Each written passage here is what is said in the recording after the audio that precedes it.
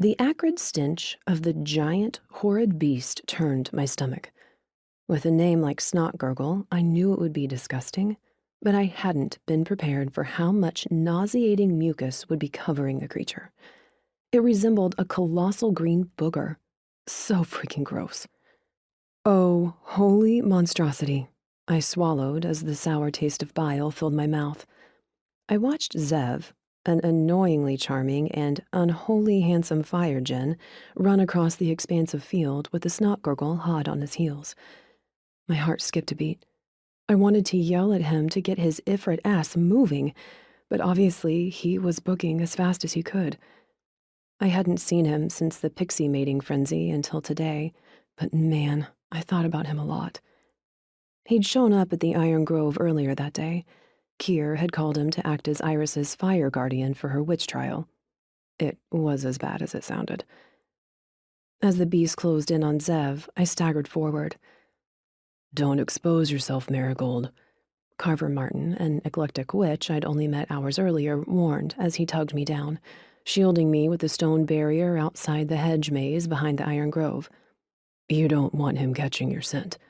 Snot Gurgles are relentless once they start hunting. Besides, you get slimed, you get dead." Carver's father, Thomas, the witch of Archdruid Freya, had assigned Carver the task of babysitting me. Honestly, I thought it was Thomas's way of keeping both of us out of harm. A part of me felt like I was responsible for what was happening. My sister's boyfriend and magical mentor, Kier, had asked me to bring Iris her grimoires, and I'd asked Linda the gnome to come along for the ride. How in the hell could I have known that gnomes were a delicacy for Snot Gurgles? Oh, and guess what else? Snot Gurgles were nasty trolls that took great delight in torturing their food before eating it. I hoped like hell it hadn't eaten Linda. I'd never forgive myself. My anxiety level ramped up to 10 as I gnawed on my thumbnail.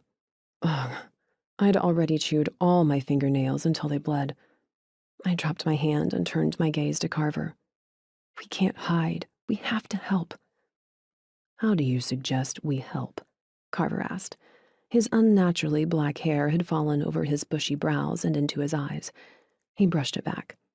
"The druids and their truecraft witches will struggle to take that creature down. This kind of troll is immune to magic and most physical attacks.